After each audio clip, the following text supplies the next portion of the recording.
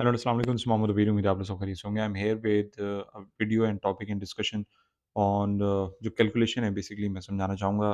बहुत सारी मुझे वो आती है रिक्वेस्ट आती हैं कि सर अगर हम किसी स्टॉक में इन्वेस्टमेंट करते हैं on a longer term period तो उसके हम लॉन्ग टर्म बेसिस पे 5 ईयर प्लान के हिसाब से अगर हम इन्वेस्टमेंट करें तो हमें कितना रेट ऑफ रिटर्न मिल सकता है, हमारी इन्वेस्टमेंट के अगेंस्ट हमें क्या रिटर्न मिलेगा. तो मैंने सरमाया और डिविडेंड पेइंग स्टॉक्स के अंदर जो है वो इन्वेस्टमेंट की बात मेजॉरिटी की जाती है. तो मैंने सोचा सरमाया डॉट पीके का जो इसके टूल्स हैं, जो सारी चीज़ें उनको यूज़ करके मैं आप लोग को जो मेथड है वो बता दूँ, उसके बाद आप लोग खुद वो जो भी स्टॉक के अंदर आप लोगों ने डिविडेंड पेइंग स्टॉक के अंदर पैसिव इनकम के लिए लॉन्ग टर्म इन्वेस्टमेंट करनी है, वो आप उसको खुद सेलेक्ट करें. सेलेक्ट करने के बाद जाके उसकी कैलकुलेशन करें एंड देन सी कि आप उसके अंदर लॉन्ग टर्म इन्वेस्टमेंट करना चाहते हैं या नहीं करना चाहते. तो ये आप लोग के ऊपर डिपेंड करता है. मेरा काम है आप लोग को वो मैकेनिज़्म और जो कैलकुलेशन है, जो मेथड है, वो चीज़ दिखाना और समझाना. So when we come on to the Sarmaya website, यहाँ पे हमारे पास स्टॉक्स का ऑप्शन है. सबसे पहले आप खोलेंगे, जो ऑप्शन आपने खोलना है वो आपने खोलना है टॉप डिविडेंड यील्ड स्टॉक. सबसे पहले आप डिविडेंड यील्ड स्टॉक्स का ऑप्शन खोलेंगे. इसके बाद आप डिविडेंड यील्ड स्टॉक्स खोलने के बाद जो हमारे पास लिस्ट आती है उसमें आप बेसिकली कैटेगराइज़ करेंगे डिविडेंड यील्ड स्टॉक को, और वो हमारे पास होगी केएमआई ऑल के अंदर आप कर सकते हैं, या अगर आप टॉप 30 कंपनी जो बड़ी मार्केट कैप कंपनीज़ हैं, इस्लामिक कंपनीज़ हैं, उनके अंदर अगर आप लॉन्ग टर्म इन्वेस्टमेंट करना चाहते हैं तो आई थिंक पैसिव इनकम के लिए केएमआई 30 की अंदर जो कंपनीज़ आती हैं, they are one of the best options. अगर मैं आपसे फेयर एंड स्क्वायर बात करूँ, क्योंकि उनके अंदर हम इन्वेस्टमेंट करते हैं तो वो एक ज़रा स्टेबल इंडस्ट्रीज़ हैं. ऑल्दो अगर आप चाहते हैं कि सस्ती कंपनीज़ लेकिन शरिया कंप्लायंट हो तो हम केएमआई ऑल का ऑप्शन कर लेते हैं, जिसके अंदर हमारे पास कुछ ऐसे शेयर्स भी हैं जिसमें मुदारबा हमारे पास हो गया, जो इस्लामिक फाइनेंसिंग के हवाले से हेल्प आउट करते हैं. तो उसकी भी कुछ कंपनीज़ वगैरह हैं जो हमारे पास यहाँ पे मेंशन है. डिविडेंड यील्ड परसेंटेज के हिसाब से वो पर शेयर में नहीं देख रहा, जो सालाना सबसे ज़्यादा डिविडेंड देती हैं, वो उसकी जो यील्ड है, तो उस हिसाब से अगर हम देखें तो हमारे पास first tri star Modaraba FTSM हमारे पास मौजूद है. Then we have PICT, then we have EFERT, Pakistan oil field, Engro. इसके अंदर भी ऑब्वियसली वो कंपनीज़ भी नज़र आएँगी जो टॉप कंपनीज़ हैं. ओआरएक्सएम की अगर हम बात करें, ये भी एक मुदारबा है. फातमा फर्टिलाइज़र है, देन वी हैव डॉल, Descon Oxychem in chemical sector. तो अगर आप टॉप बड़ी इंडस्ट्री कंपनी में इन्वेस्टमेंट करना चाहते हैं तो आप उसमें इन्वेस्टमेंट करने के लिए आप केएमआई 30 का ऑप्शन यूज़ करेंगे. If you want to invest in those company जो कि शेयर प्राइस में कम है और रीज़नेबल भी हैं. ज़ाहिर-सी बात है, बहुत सारे स्टूडेंट्स हैं जो बड़ी कंपनीज़ में एक साथ इन्वेस्टमेंट नहीं कर सकते, तो उनको मैं केएमआई ऑल का जो सेक्टर है वो जो है वो रेफ़र करूँगा कि केएमआई ऑल के अंदर जो कंपनीज़ हैं उनको कर लें. जैसे ये एफटीएसएम है, इसको आप ले सकते हैं. इसके अलावा हमारे पास ईपीसीएल है. Then we have these small companies मुदारबाज़ एज़ वेल. ओआरएम मुदारबाज़ जो होता है इस्लामिक फाइनेंसिंग में सारी हेल्प आउट करती है, तो एक ये शरिया कंप्लायंट होती है, तो इनकी भी लॉन्ग टर्म जो पैसिव इनकम के लिए डिविडेंड और वो सब पे आउट्स लेना भी एक तरीके से अच्छी बात है, बुरी बात नहीं है. सो मेरा प्रेफ़रेंस और मेजॉरिटी मेरे जो कम्युनिटी मेंबर्स का प्रेफ़रेंस होता है वो बड़ी कंपनीज़ में होता है. दैट इज़ केएमआई 30 इंडस्ट्री, जो हमारे पास स्टेबल कंपनीज़ होती हैं और बैकबोन होती हैं हमारी इकोनॉमिक मुल्क की इकोनॉमी का. सो इसके अंदर अगर आप देखें टॉप डिविडेंड यील्ड के हिसाब से अगर आप देखना चाहें तो आप करंट प्राइस के हिसाब से भी देख सकते हैं, कंसीडरिंग कि आपके पास क्या कैश है. अगर आपके पास ज़्यादा कैश है तो ऑब्वियसली जो बड़ी कंपनीज़ हैं जो जिनकी आपको प्राइस भी ज़्यादा नज़र आएगी, but at the end of the day they pay they pay more dividend per share as compare to other company, जिनकी आप डिविडेंड यील्ड परसेंटेज अगर आप ज़्यादा देखेंगे तो उसमें वो पर शेयर आपको डिविडेंड ज़्यादा नहीं देते, लेकिन चारों क्वार्टर में ज़्यादा डिविडेंड देते हैं.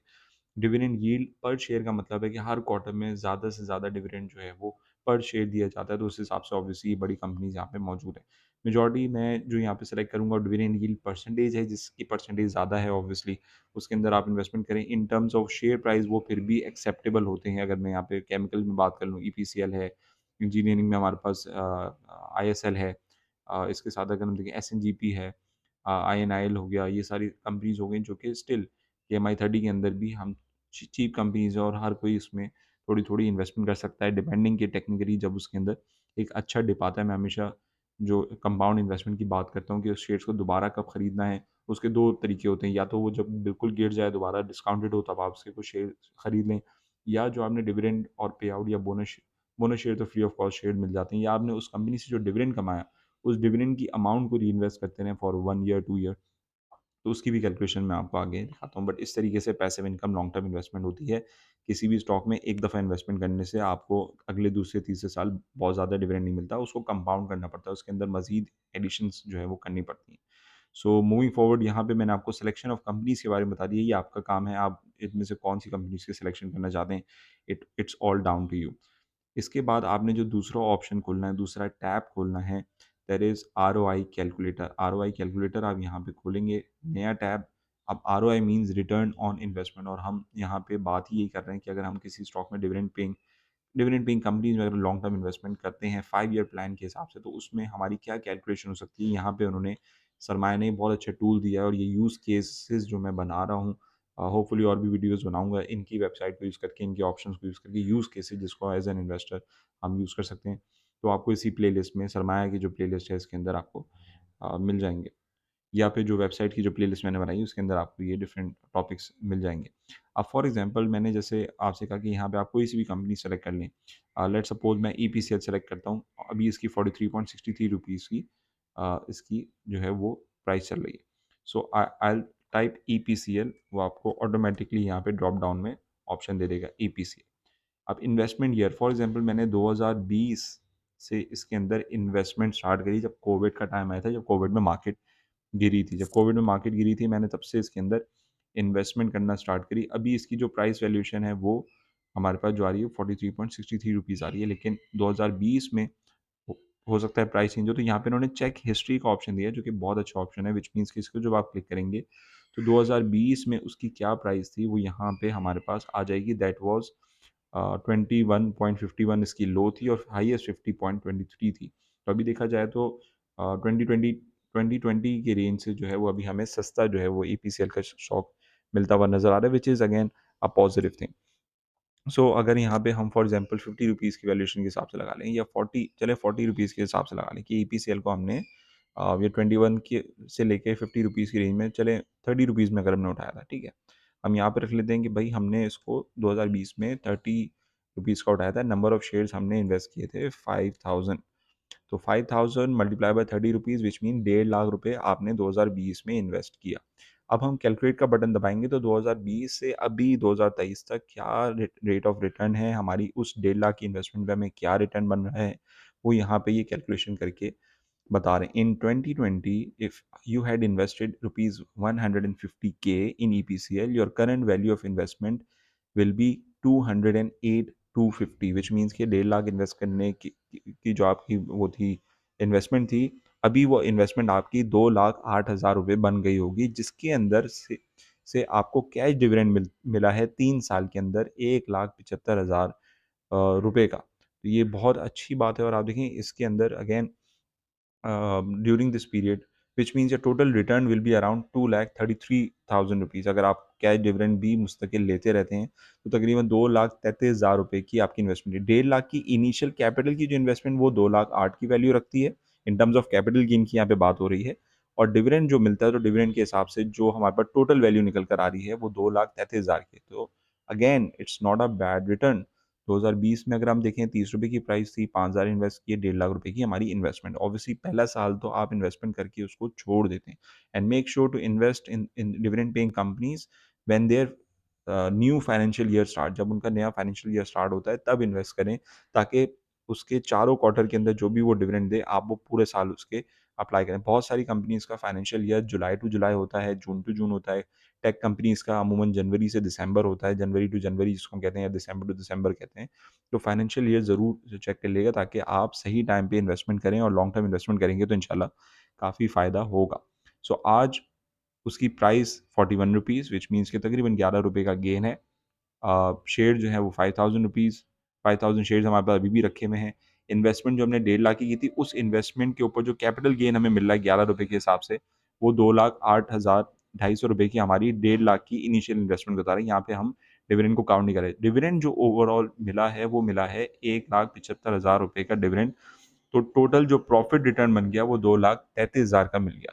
तो 36% की compound annual growth rate, which mean कि 3 साल का जो आपने कंपाउंड किया सारा हिसाब किताब, उसकी एनुअल जो रेट आपको मिला है, ग्रोथ रेट जो आपको मिला है, वो यहाँ पे मेंशन है, which is 36% is huge, considering कि बहुत सारे लोग इसमें ज़्यादा भी इन्वेस्टमेंट कर सकते हैं। तो 2000, अच्छा डिटेल अब यहाँ पे कि 2020 से 2023 तक कंपनी ने कब-कब, कितने-कितने परसेंटेज का रिटर्न दिया, वो भी यहाँ पे डिटेल मेंशन है। So it it makes it easier कि आप इन्वेस्टमेंट अगर पहले से कर चुके हैं या करने जा रहे हैं, तो अगले 3 साल, 5 साल तक के आप उसके रेट ऑफ रिटर्न क्या एक्सपेक्ट कर सकते हैं। तो यहाँ पे 2023 तक का ऑब्वियसली डेटा मौजूद है। अभी 2023 से अगर आप लोग स्टार्ट करें तो 2025 में जाके 2 साल या 3 साल बाद जाके अब ये सारा डेटा अपडेट होता रहेगा and then you will be able to understand और इस कैलकुलेशन के तहत आप देख सकेंगे कि आपको रेट ऑफ रिटर्न कितना मिल रहा है। तो 2021 में इसने ₹12.47 का डिविडेंड दिया व्हिच इज़ अराउंड 1.247 रुपीज़ जिसे यहाँ मेंशन है 5,000 के हिसाब से आपको ₹6,000 का डिविडेंड कैश आपके बैंक अकाउंट में गिर गया। Now the main step is कि पहले साल आपने जितना डिविडेंड आपको बैंक अकाउंट में गिर रहा है, you re-invest that amount by buying the company shares on the dip. Dip पे ईपीसीएल के शेयर जब डिप पे मिले, एक्स होने के बाद या डिस्काउंट होने के बाद या मार्केट की करेक्शन के बाद आपने यही जे ₹6,235 अगर दोबारा री-इन्वेस्ट किए होते, उस डिप पे 6,000 के हिसाब से जितने ईपीसीएल के शेयर आ रहे होते, तो आप देखें कि ओवर द पीरियड आप उसके शेयर्स उसी के कंपनी के दिए हुए तोहफ़े से इंक्रीज़ कर रहे हैं, अपने पास से इंक्रीज़ नहीं कर रहे। इसलिए मैं कहता हूँ, मेरे बहुत सारे स्टूडेंट्स हैं जो इस वीडियो को देख रहे होंगे, बहुत सारे आप लोग जो मेरे क्लाइंट्स हैं इस वीडियो को देख रहे होंगे, मैं आप लोग से हमेशा ये साइकिल की बात करता हूँ कि 6 महीने या 1 साल तक जिस कंपनी में आप long term passive income develop करना चाहते हैं, एटलीस्ट 1 साल तक उस कंपनी से रिटर्न में जो भी प्रॉफ़िट मिल रहा है कैश डिविडेंड की सूरत में, उसको री-इन्वेस्ट करें। कब री-इन्वेस्ट करें? जब आप उस कंपनी के से डिविडेंड जो है वो ले पाए हैं और डिविडेंड लेने के बाद उसी कंपनी के कैश को यूटिलाइज़ करते हुए, तोहफ़े को यूटिलाइज़ करते हुए, अगर आप उस कंपनी में बार-बार डिप पे इन्वेस्टमेंट करते रहेंगे तो आपके शेयर्स बढ़ते रहेंगे। अभी तो यहाँ से 5,000 शेयर्स की बात हो रही है जो फिक्स रखे हैं हमने। ओवर द पीरियड अगर आप बार-बार इसको खरीदते रहेंगे तो क्या पता अगले साल 5,000 शेयर्स की जगह आपके पास 6,000 10,000 शेयर्स हों। तो ऑब्वियसली जो डिविडेंड भी मिल रहा है वो भी इंक्रीज़ होता रहेगा और यही साइकिल मैं आप लोग को डेवलप करवाने की कोशिश करता हूँ। तो 2021 में ₹8 का डिविडेंड दिया, 8% का ₹0.8 फिर इसने 70% का दिया ₹7, ₹3, साढ़े ₹5 का। तो आप देखेंगे कि ओवरऑल ओवरऑल 2023 तक जो आपने डिविडेंड कमाया उसकी तमाम अमाउंट यहाँ पे मेंशन है और अगेन मैं याद दिलाता चलूँ, ये हम प्रीवियस अगर किसी ने इन्वेस्टमेंट की हो, उसके रेट ऑफ रिटर्न कैलकुलेट कर रहे हैं। अभी बहुत सारे आप लोग शुरू करेंगे, तो आप लोग का डेटा यहाँ पे नहीं आएगा। 2023 में 23 से स्टार्ट करेंगे, तो 2025-26 में जाके ये जो डेटा है, वो अपडेट भी होगा। ज़ाहिर-सी बात है, सालाना बेसिस पे नोट डाउन होगा, लेकिन एक कैलकुलेशन के तौर पे आप खुद इसको कैलकुलेट कर सकते हैं कि अगर इसी तरीके से मुझे सालाना बेसिस पे रिटर्न मिलता रहा और मैं उसी रिटर्न को पहले दूसरे साल री-इन्वेस्ट करता रहा उसी कंपनी के स्टॉक्स को खरीदने में, तो मुझे तीसरे, चौथे या पाँचवें, छठे साल में बार-बार इन्वेस्ट करने की ज़रूरत नहीं होगी। तीसरे साल में आपको बैठे-बिठाए वो कंपनी और चौथे साल ऑनवर्ड आपको वो इनिशियल इन्वेस्टमेंट भी रिटर्न कर देगी और उसके बाद आप लाइफ टाइम जो है वो उस कंपनी के अंदर एक अच्छे डिविडेंड लेते रहेंगे बिकॉज़ बहुत सारी कंपनी बोनस शेयर भी देती हैं। तो या तो आप कंपनी के सिर्फ़ डिविडेंड लेने वाली कंपनीज़ में इन्वेस्टमेंट कर सकते हैं या उन कंपनीज़ को फाइंड आउट कर सकते हैं जो बोनस शेयर भी देती हैं। अगर आप खुद से उसके कंपनी के शेयर्स को बाय नहीं कर रहे, एवरेज आउट नहीं कर रहे उसके डिप पे, तो फिर आप एक ऐसी कंपनी देखें as an investor long term, जहाँ वो कंपनी बोनस शेयर भी देती हो ताकि बैठे-बिठाए वो आपके शेयर्स भी डबल होते रहें। तो ये भी 2 माइंडसेट हैं जिनको देखना पड़ता है। तो आपने इनिशियल इन्वेस्टमेंट की 1.5 लाख की, डिविडेंड पेड जो है वो ₹1,75,000 का है, बोनस ऑब्वियसली ईपीसीएल इश्यू नहीं करता। करंट प्राइस ₹41 की है, टोटल शेयर्स 5,000 हैं, टोटल वैल्यू 3,83,000 की बनती है और 36.74% का जो ग्रोथ है पर ईयर आपको compound annual growth rate return मिलता है।